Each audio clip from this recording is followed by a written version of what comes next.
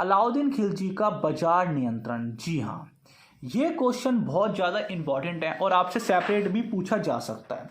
सबसे पहले अभी हमने चर्चा करी कि अलाउद्दीन खिलजी के सामने कुछ विद्रोह आए, तो उस विद्रोह को निपटने के लिए अलाउद्दीन खिलजी ने क्या करा, अपने पास एक बहुत बड़ी सेना को रखा। भाई अब सेना को जब रखा, इसके साथ साथ अलाउद्दीन खिलजी के पास एक लेखक है जिसका नाम बर्नी एक इतिहासकार है। उसने ये कहा था अपनी पुस्तक में कि भाई ये माना जाता है कि अलाउद्दीन खिलजी के पास 50,000 गुलाम थे, गुलामों की संख्या 50,000 थी और उसके सैनिकों की संख्या बहुत ज़्यादा थी। मतलब इतने बड़े विशाल साम्राज्य को चलाने के लिए सैनिकों की तो ज़रूरत पड़ेगी। तो अलाउद्दीन खिलजी, मतलब हमें बर्नी की पुस्तक से ये पता चलता है, बर्नी की एक पुस्तक है जिसका नाम है तारीख़-ए-फ़िरोज़शाही, उसमें ये उसने बताया गया है कि अगर इतनी बड़ी सेना को अलाउद्दीन अगर सैलरी पे रखता तो वो 5 से 6 सालों में ही उसका राजकोष खाली हो जाता। तो अलाउद्दीन खिलजी ने क्या करा, इतनी बड़ी सेना को तो रखा, उन सेना को वेतन देना शुरू कर दिया और जो वेतन दिया जाता था वो कैश या फिर नगद के रूप में दिया जाता था। अब अलाउद्दीन खिलजी ने क्या करा, जब उन सैनिकों को वेतन देना शुरू करा तो सैनिक भी अलाउद्दीन खिलजी से थोड़े से परेशान हो गए। वो क्यों?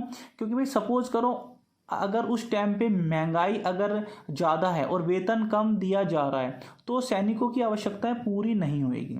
जब ये बात अलाउद्दीन खिलजी को पता हुई कि भाई बाज़ार में वस्तुओं की कीमतें बहुत अधिक हैं और जो मैं इन सैनिकों को वेतन देता हूँ ये तो काफ़ी कम है, इतने में तो सैनिक खुश नहीं होएंगे और इतने में सैनिक अपना खर्चा नहीं चला पाएंगे, या तो मुझे वेतन बढ़ाना होगा या तो मुझे इन वस्तुओं के दाम में कटौती करनी होएगी। तो अलाउद्दीन खिलजी ने क्या करा, वस्तुओं के दाम में कटौती कर दी। जी हाँ, वस्तुओं के दाम में, यही उसकी सबसे बड़ी विजय कहलाई जाती है बाजार नियंत्रण प्रणाली में। उसने इस हिसाब से बाजार को नियंत्रण कर दिया कि आगे मैं आपको बताता हूँ कि उसने क्या क्या करा। भाई उसने बाजार नियंत्रण के लिए 4 प्रकार की मार्केटों को कर दिया। भाई 4 प्रकार की मार्केट, जैसे आज के टाइम में होता है कि कपड़ों की मार्केट एक साइड पे है और बर्तनों की मार्केट एक साइड पे है, फलों की मार्केट एक साइड पे है, सब्जियों की मार्केट एक साइड पे।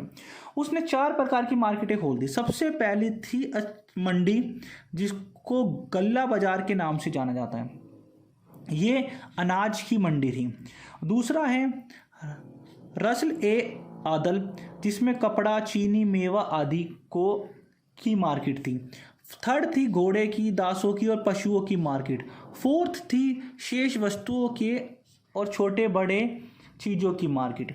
इन सभी मार्केट के ऊपर सरकार का नियंत्रण था। जी हाँ, सरकार का नियंत्रण। अब मैं आपको बताता हूँ कैसे।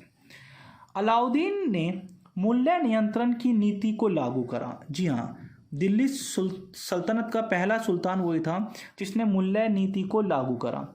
और इसके लिए उसने क्या करा, इसके लिए उसने अपने सबसे वफादार जो व्यक्ति था जिसका नाम था मलिक काफूर को नियुक्त करा और मलिक काफूर को ही बताया कि भाई बाजार का अधिरक्षक अब मलिक काफूर ही होगा और वह सभी व्यापारियों पर नियंत्रण रख सकेगा। मतलब मलिक काफूर ही सभी व्यापारियों पर नियंत्रण रख सकेगा। बाजार से संबंधित कोई भी गतिविधि होती है तो वो मलिक काफूर ही देखेगा। ठीक है, इसके साथ साथ अलाउद्दीन खिलजी ने राशन व्यवस्था भी लागू करी। ये राशन व्यवस्था, जैसे कि कोविड में, जैसे एग्जाम्पल भारत में अभी कोविड आ गया था तो सरकार ने राशन व्यवस्था लागू की थी। क्यों? क्योंकि लोगों के पास काम धंधा तो था नहीं, तो सरकार ने उन गरीबों की भी मदद करी जो कि नौकरियां जिनकी छूट गई हैं, जिनके पास अब खाना नहीं है। इसीलिए अलाउद्दीन खिलजी ने केवल अकाल के समय में राशन व्यवस्था उपलब्ध कराई। अब उसने जो किया था, जैसे मंडी और गल्ला बाजार, उसने क्या करा, सभी चीज़ की कीमत को निर्धारित कर दिया। जो चीज़ पहले मान लो एग्जाम्पल के लिए 100 रुपये थी, अब उसकी कीमत 20 रुपये कर दी। अब हम यहाँ पे जानते हैं कि क्या क्या उन्होंने कीमतों में कमी करी। इसके साथ ही साथ उस टाइम पे कोई भी बाजारी या कोई भी व्यापारी अगर कोई भी वस्तु कम तोलता, जैसे सपोज करो आप 4 किलो आटा लेने जाते हो या फिर 4 किलो या 1 किलो दाल लेने जाते हो और और अगर दुकानदार क्या करता है, 1 किलो की जगह वो 800 ग्राम आपको दाल दे देता है और 200 ग्राम का घाटा कर देता है, मतलब आपके साथ छल कपट कर देता है, तो उसके लिए भी एक व्यक्ति को रखा गया था।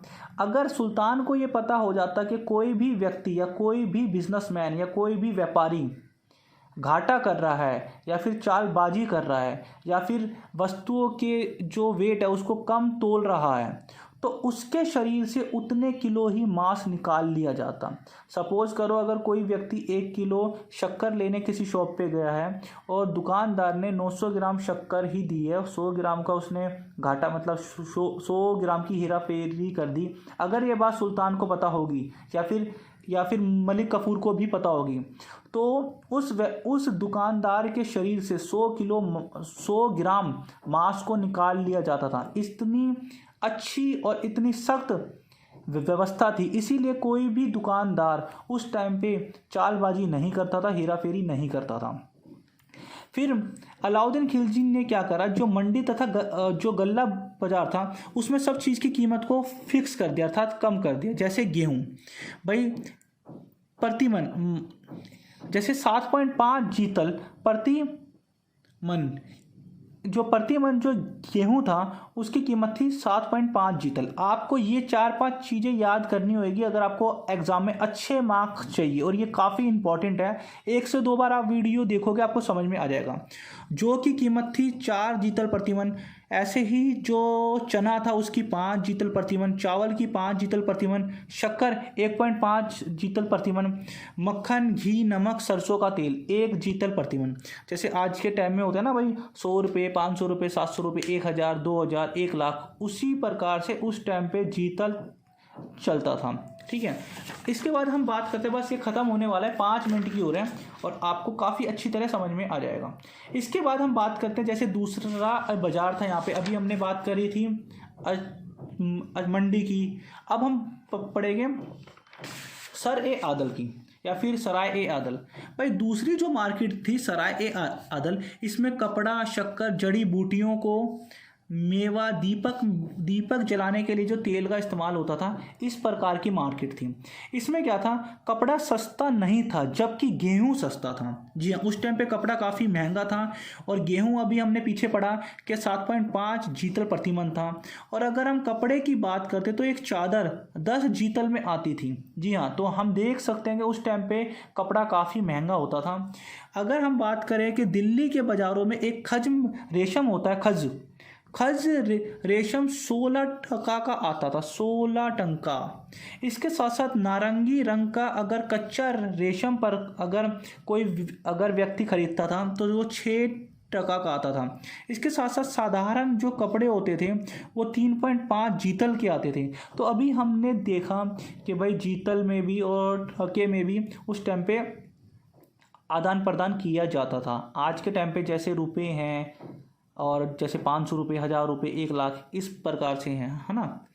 तो उस टाइम पे घोड़े तथा दासों के लिए भी अलग से बाजारों की व्यवस्था की जाती थी। उस टाइम पे कहा जाता है कि अलाउद्दीन खिलजी ने घोड़ों की नस्लों के आधार पे घोड़ों को अलग अलग कैटेगरी में बांट दिया था।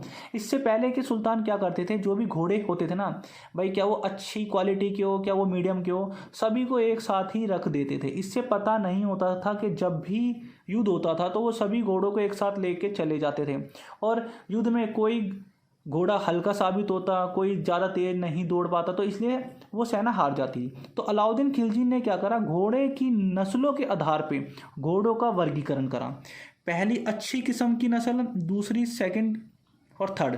जो सबसे अच्छी किस्म के नस्ल के घोड़े थे वो 100-120 मतलब वो टके के थे। जो सेकंड जो क्वालिटी के थे वो थे 80 से 90 और जो थर्ड के थे वो 60 से 70 टके के में। तो हम कह सकते हैं आज के टाइम में जैसे जो सबसे बढ़िया कार होती है, गाड़ी होती है, वो सबसे ज़्यादा कीमती होती है, फिर उससे कम थोड़ी एवरेज होएगी और जो सबसे कम वो आप सभी जानते हैं। इसके साथ ही साथ अलाउद्दीन खिलजी ने दासों का व्यापार भी करा। बर्नी ने अपनी पुस्तक में लिखा है कि अलाउद्दीन और खिलजी के पास खुद के 50,000 के आसपास दास थे। उस टाइम जो दास होते थे वो मार्केटों में खरीदे बेचे जाते थे। जैसे आजकल हम मार्केट से सब्जी वब्जी खरीदते हैं ना, उसी प्रकार से घर में काम करने वाले दासों को 5 से 12 टके में खरीदा जा सकता था। आप अनुमान लगा सकते हो कि उस टाइम इंसानों को खरीदा और बेचा जाता था।